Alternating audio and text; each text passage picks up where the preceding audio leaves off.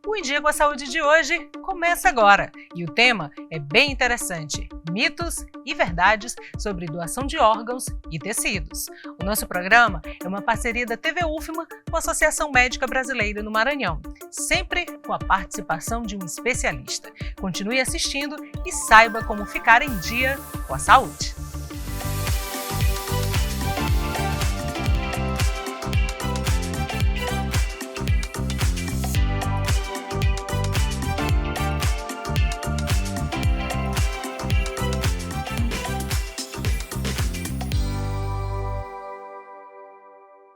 O Brasil tem o maior sistema público de transplante de órgãos do mundo e é o segundo na realização desse tipo de procedimento. Mesmo com toda essa eficiência, no ano passado, 45% das famílias que foram abordadas negaram a doação de órgãos de parentes com morte encefálica comprovada. E só a informação pode diminuir o número de negativas. Para saber sobre mitos e verdades sobre a doação e transplantes, eu converso agora com o especialista em medicina intensiva e coordenador da rede de transplante do Estado, Dr. Iago Bastos. Seja muito bem-vindo ao Em Dia com a Saúde. Muito obrigado pela oportunidade. Para mim é um prazer estar aqui com vocês hoje. Doutor, no início eu falei sobre morte encefálica. Eu queria que o senhor falasse um pouquinho sobre esse tema. Bom, a morte encefálica é quando ocorre a perda irreversível das funções do cérebro e tronco, né? E do ponto de vista legal, é uma das formas de falecimento, né? Existe a morte do coração parado e a morte encefálica, né? É um diagnóstico de óbito, de falecimento, né? A diferença é que, por exemplo, nós vivemos sem um rim, vivemos sem um membro, vivemos sem um pedaço do pulmão, mas ninguém vive sem um coração e ninguém vive sem um cérebro.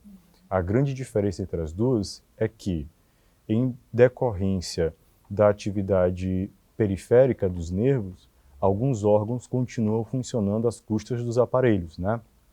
O coração continua batendo, o pulmão continua respirando, né, com aparelhos, os rins continuam funcionando com determinadas medicações, e isso de fato gera muita dúvida, muita confusão.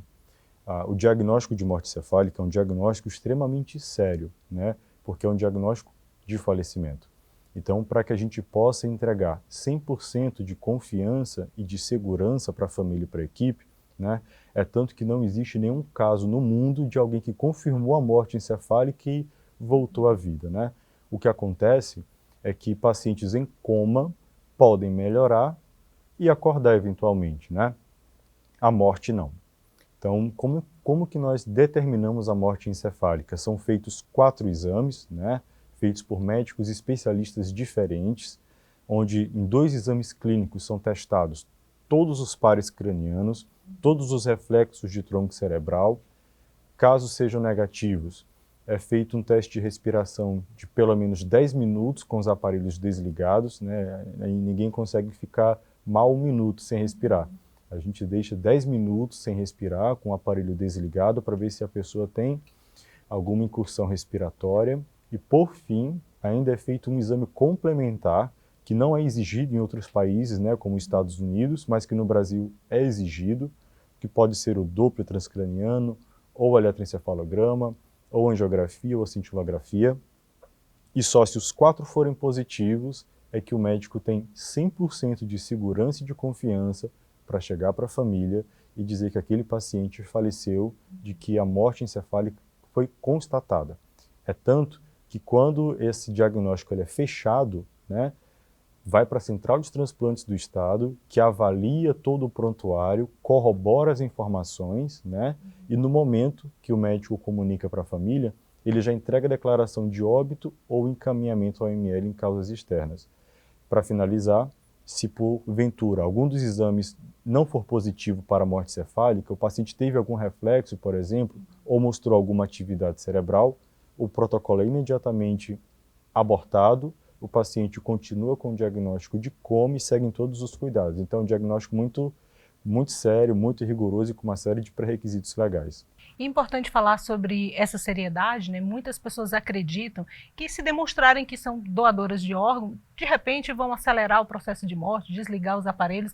Nós estamos falando justamente sobre mitos, né, que estão associados ao processo de doação, né? O senhor já falou um pouco sobre essa seriedade, eu queria que o senhor falasse mais um pouquinho sobre essa espera, sobre essa paciência para que o tempo de cada um aconteça. Claro, são coisas completamente separadas, né? O objetivo tanto do hospital, né, da equipe de trabalho da terapia intensiva, quanto da central de transplantes, é sempre de apoiar e ajudar a família, esclarecer, né, e garantir o diagnóstico de morte encefálica, que é um direito da família legal e um dever nosso enquanto profissionais de saúde. A doação, ela é uma possibilidade que é de direito da família também receber essa possibilidade de transformar parte dessa dor em algo, entre aspas, produtivo e bom, permitir salvar a vida de outras pessoas, né? Mas isso é secundário. O objetivo é garantir o diagnóstico de morte encefálica. Então, é tanto que durante todo o processo de suspeita e de realização dos exames, em nenhum momento se fala sobre doação de órgãos, porque não é o objetivo da equipe, né? O objetivo da equipe é cuidar da melhor forma possível daquele paciente e garantir o diagnóstico. Uma vez que o diagnóstico é feito, é constatado e a família recebe a notícia, caso seja um paciente com possibilidade de doação, uma equipe de transplantes, a Comissão Intra-Hospitalar de Doação de Órgãos, conversa com a família e faz entrevista, depois que tudo isso aconteceu. Então, são coisas separadas e que não se misturam de forma nenhuma. Como é feita a abordagem da família? Essa abordagem é feita por um profissional, por uma equipe multidisciplinar? Eu também gostaria já de emendando nessa pergunta, são 45% de negativas no Brasil, em média. Aqui no Maranhão é semelhante ou é um pouco maior? Então, todo hospital, né, ele legalmente deve ter uma comissão intra-hospitalar de doação de órgãos e tecidos para transplantes, que são as CIDOTs, que são estabelecidas em lei, né, de 2005 e 2009. Esses profissionais, eles são capacitados e treinados para reconhecer pacientes com suspeita de morte encefálica, para acompanhar todo o processo e garantir que tudo ocorra de forma fidedigna, passar esses resultados para a central de transplantes, que audita e valida o diagnóstico, e quando for, isso tudo sem pensar em doação. Caso seja um paciente com potencial de doar órgãos ou tecidos, essa equipe capacitada conversa com a família, mas depois que o processo já aconteceu, né? Não existe, é impossível essa mistura acontecer. Aqui são os 45% ou um pouco mais de negativa? Então, isso varia um pouco de estado para estado, né? Quando a gente, por exemplo, compara, apesar como você falou, o Brasil é o maior sistema público de transplantes do mundo, mas nós não somos os maiores transplantadores do mundo populacionalmente, né? Quando a gente compara, por exemplo, com a Espanha, que é uma grande referência no mundo para isso, nós estamos bem longe. Porém, nós temos estados de sucesso aqui no Brasil. Quando a gente olha Paraná, Santa Catarina, São Paulo, e até mesmo estados mais próximos, como por exemplo o Ceará, eles têm taxa de positiva familiar que beiram os 70%. Então, enquanto o Paraná tem uma taxa de negativa de 28%, né, o Maranhão tem 67% no ano passado, né, de negativa familiar, um número muito alto. Então, existe uma grande margem de trabalho para nós profissionais da saúde sensibilizarmos essas famílias. Esse assunto transplante, né, esteve presente na mídia nos últimos dias, nos últimos meses, por conta do MC Marcinho, que estava na fila de transplantes. Depois, o apresentador Faustão precisou também de um transplante e muita gente acabou fazendo alguns questionamentos, né, discutindo a seriedade da fila de espera. Eu queria que você falasse um pouquinho sobre quem está na fila necessariamente vai receber um órgão, ele pode sair da fila porque ele não tem condições. Quais são os critérios para estar na fila, para permanecer e para receber um órgão? A partir do momento que um paciente ele é avaliado por um especialista, o oftalmologista, o cardiologista, o hepatologista, e que ele entende que o transplante é a única e última alternativa de tratamento para ele, né? Sempre isso, é a única e última alternativa de tratamento. Esse paciente ele faz uma série de exames para constatar a capacidade dele de aguentar o procedimento e ele é listado, né? A própria equipe de especialista que coloca o paciente na lista. Essa lista, ela é uma lista estadual que se comunica com uma lista nacional do Sistema Nacional de Transplantes, né? E ela rege todo o paciente com indicação de transplante, seja ele do hospital municipal da periferia ou seja ele no hospital de ponta privado milionário, né, do sul do país. Então, todos os pacientes são regidos pela mesma lista. O que define a posição dessa lista, né? Há várias características. Então, leve em consideração idade, tempo de chegada nessa lista de espera. A gente não coloca fila justamente para não dar a ideia de ordem de chegada. De preferência, exato. Né? É uma lista única nacional. Existem também as condições clínicas, tá? E a compatibilidade. Então, às vezes, o paciente que está há 2 anos na fila, chegou com 1 mês e esse com 1 mês transplanta porque a compatibilidade foi para aquele momento, né? E o que é algo muito sério para evitar rejeição dos órgãos, por exemplo. E um dos determinantes mais importantes são as condições clínicas, né? Então, por exemplo, a partir do momento em que um paciente com hemodiálise, que faz hemodiálise, não tem mais acesso para fazer, ou um paciente com disfunção hepática grave que piorou na lista, ou que piorou a função cardíaca e que, caso ele não transplante nos próximos dias, ele vá ao óbito, essa equipe ela pode priorizar o paciente. Mas não é uma decisão, vamos priorizar fulano agora. Não. Quando a equipe avalia que aquele paciente que estava na lista corre risco iminente de vida, ele faz uma série de exames, de relatórios e de laudos comprovando aquela condição, vai para a central de transplantes do estado, que audita tudo, confirma se realmente as informações são verídicas, manda para o Sistema Nacional de Transplantes, que também audita e faz essa verificação, e só então autoriza a priorização desse paciente na fila, por ter risco iminente de vida, né? Não se consegue, é impossível no Brasil você furar a fila usando de prestígio financeiro ou político, né? Tudo foi construído com muito cuidado e com muito zelo para que as coisas funcionassem de forma muito transparente e muito séria. Lembrando também que todo esse processo é feito pelo SUS, né, que precisa ser cada vez mais valorizado, né?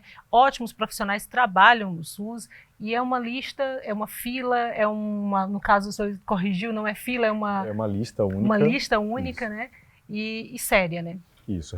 Recebe o órgão naquele momento que é ofertado, disponibilizado, o paciente que está com melhor perfil de prioridade e melhor perfil de imunidade, que é comprovado por exames que são feitos pré-transplante, para a fila. Seja de qual hospital for, público, privado, o tempo que ele entrou. Então, são várias características que são automáticas, né, no sistema, que colocam o paciente de acordo com a oferta do órgão. Então, é muito sério, é muito seguro. Pessoas que estão esperando órgãos e tecidos estão nessa mesma lista? Na mesma lista, né? Cada transplante tem uma lista estadual que se comunica com uma nacional, né? Então, existe a lista para córnea, existe a lista para tecido musculoesquelético, para fígado, rim, coração, pâncreas, né? Quando nós falamos em tecidos, para o leigo, né, para quem não entende um pouco do assunto, que tecidos são esses? O que nós podemos doar em vida, apenas em morte? Eu queria que você falasse um pouquinho sobre isso. Bom, em vida existe a possibilidade da doação de rim, né, de um rim, e de parte do fígado, né, que é o transplante intervivos, tá, que é uma possibilidade para parentes de até 4º grau, de preferência até 2º grau, né. Os tecidos são tecidos do organismo que podem ser captados até 6 horas após o falecimento, né, até 12 horas, a depender do tipo de tecido que é captado, como por exemplo a válvula cardíaca, e que são ofertados para os pacientes também. Então, existe a doação de coração parado, que é quando o paciente tem uma morte cardíaca por qualquer motivo, né? E você tem até 6 horas, normalmente, para captar tecidos como córnea, pele, osso, tecido músculo-esquelético, e eles têm um tempo de sobrevida maior. Às vezes eles são preparados por um banco de tecidos, tá? E eles podem ficar 14, às vezes mais do que isso, dias esperando o receptor. Órgão não. O órgão, ele é obrigatoriamente captado de pacientes com morte encefálica comprovada e com a positiva familiar. E o tempo é bem mais curto. Então, a gente vai de coração, só 4 horas entre a cirurgia começar e terminar no outro. Fígado, 8 horas. Rins, até 24 horas, a depender da máquina de perfusão, um pouquinho mais, né? E por aí vai. E daí a nossa correria quando tem captação de órgão para garantir o órgão em boas condições para o receptor. Muita informação de qualidade, aprendemos um pouco, mas vamos aprender muito mais depois do nosso intervalo. É só o tempo de você avisar um amigo ou uma amiga para assistir o Em Dia com a Saúde. Até lá!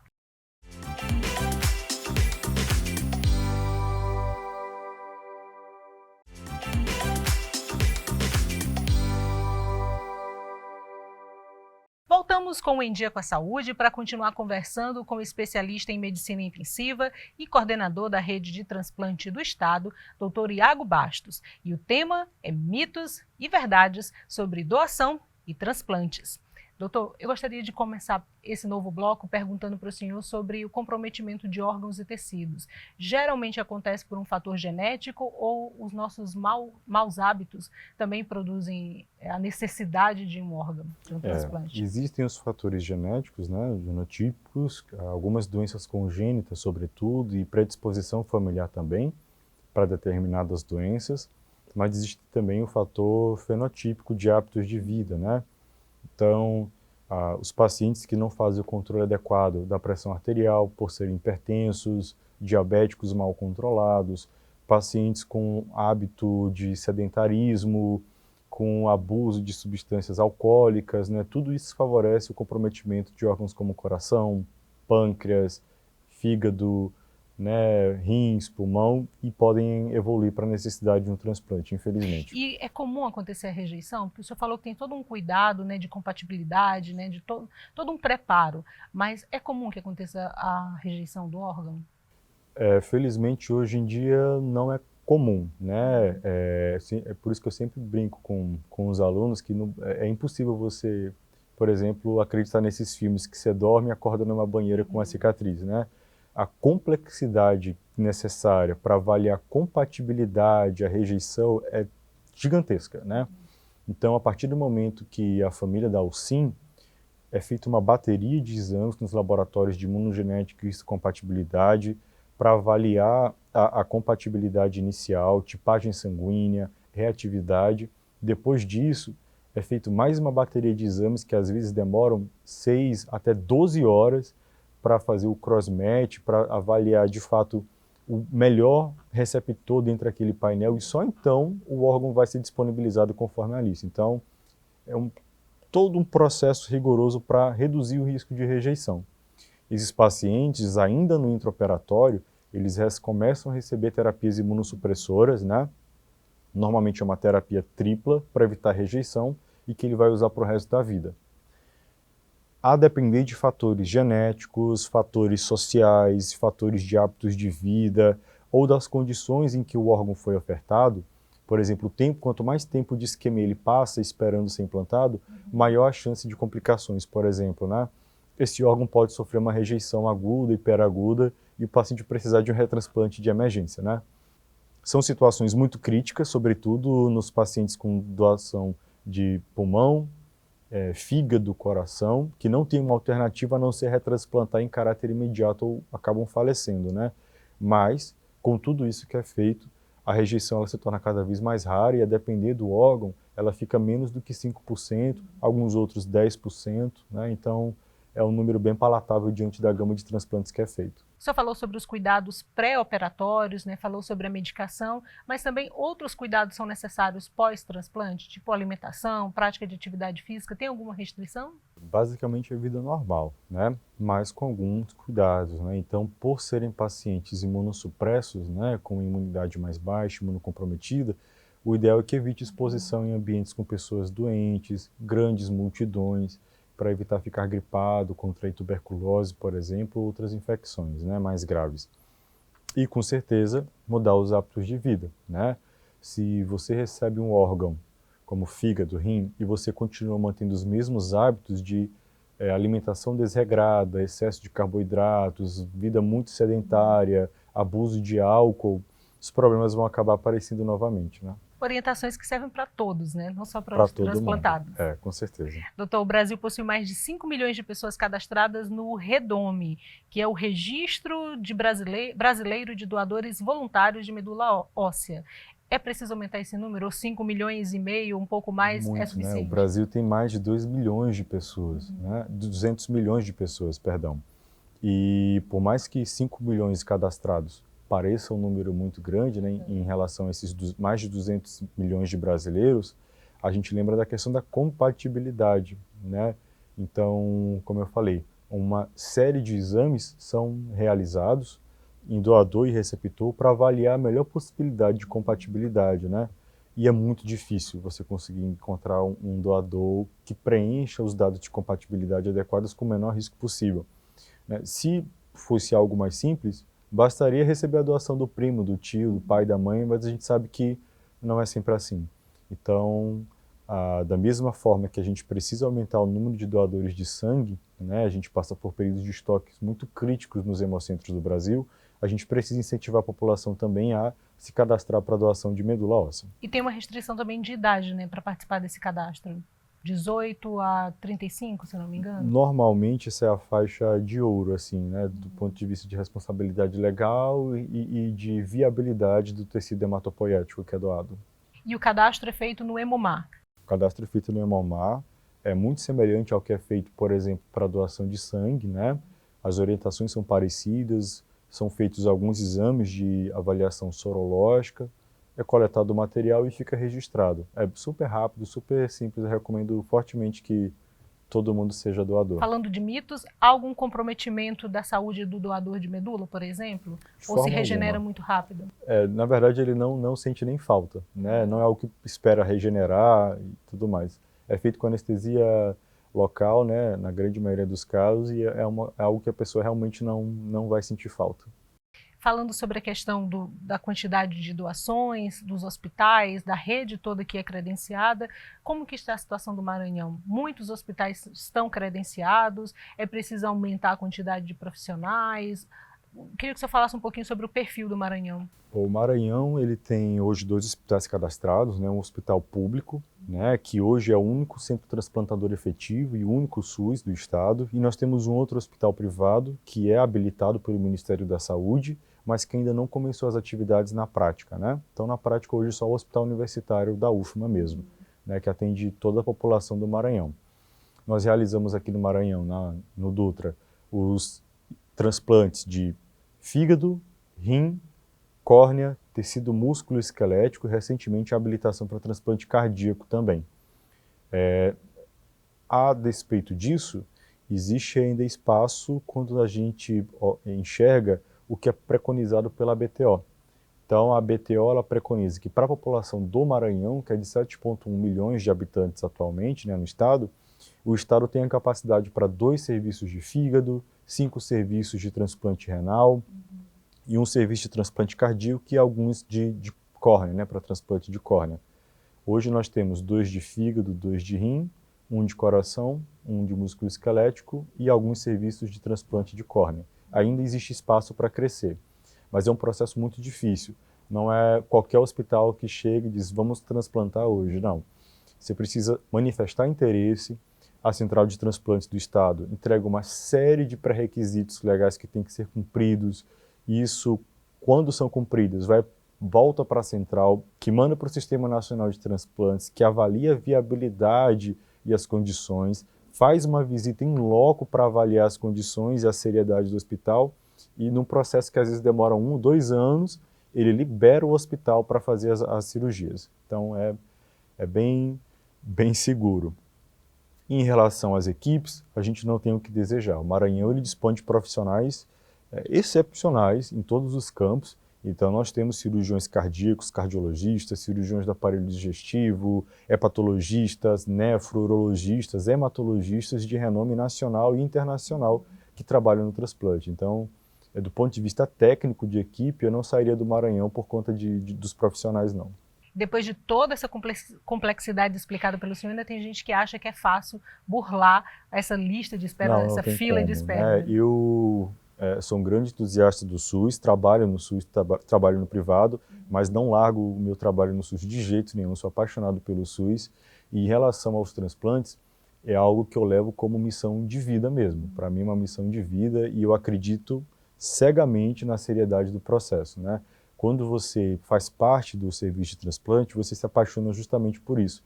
A gente entende que no Brasil existem falhas em diversos setores, né, de diversas áreas, né, do país, mas o transplante é algo extremamente sério, extremamente auditado, transparente e que eu realmente acredito 100% na confiabilidade do sistema. E convido a todos que tiverem dúvidas ou curiosidade a conhecer, né? Basta você ir presencialmente na Central de Transplantes do Estado, ou por ligação, ou através da visita física mesmo. Funciona aqui dentro do Hospital Carlos Macieira, 24 horas por dia, 7 dias por semana, né? E a gente está lá disponível para tirar dúvidas, esclarecer, mostrar como as coisas funcionam e desmistificar um pouco do que a população às vezes tem medo, né? Muita informação de qualidade, mas infelizmente o programa está chegando ao fim. Antes, eu gostaria de perguntar se o senhor tem mais alguma informação a acrescentar, fazer um convite para as pessoas a conversarem um pouco mais sobre esse assunto, doação, e desmistificar um pouco também a questão da morte, né? Então, eu queria primeiro agradecer a oportunidade, né, de estar aqui conversando sobre algo tão importante para a nossa sociedade. No Maranhão, a gente tem uma fila de mais de 1.000 maranhenses esperando pela oportunidade de ter a vida transformada, de transformar a vida dessas famílias, né? Nós temos 800 pessoas, mais de 800 pessoas esperando pela oportunidade de enxergar de novo, né? Mais de 200 pessoas esperando o rim, 6 esperando o fígado, né?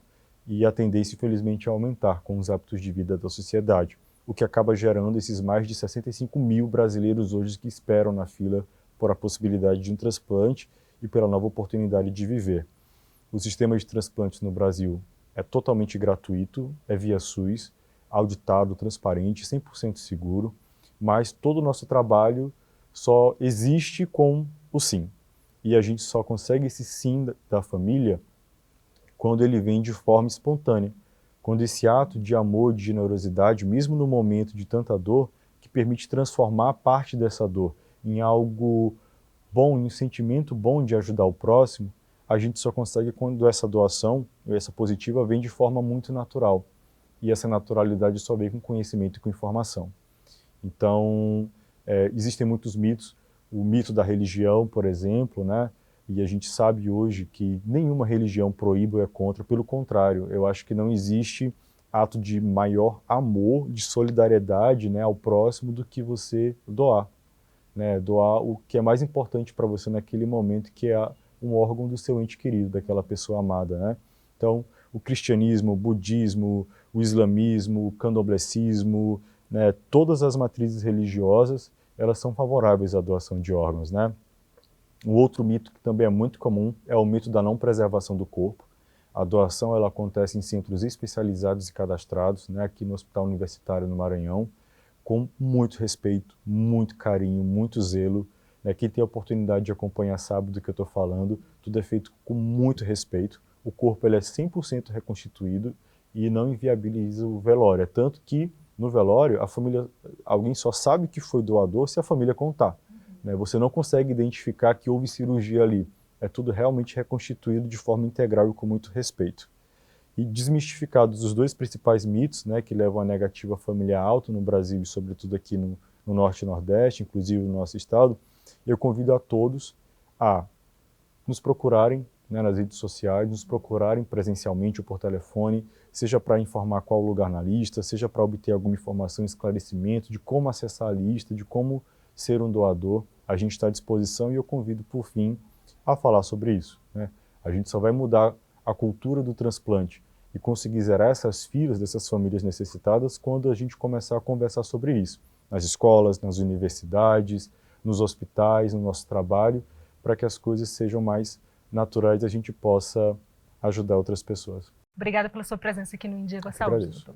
No programa de hoje, eu conversei com o médico intensivista e coordenador da Rede de Transplante do Estado, Iago Bastos, sobre mitos e verdades na doação de órgãos e tecidos. O Em Dia com a Saúde de hoje fica por aqui. Lembrando que você pode mandar dúvidas ou sugestões para o endereço que aparece aqui, ó, na sua tela. E a gente volta no próximo programa com mais um tema que vai deixar você em dia com a saúde. Até lá!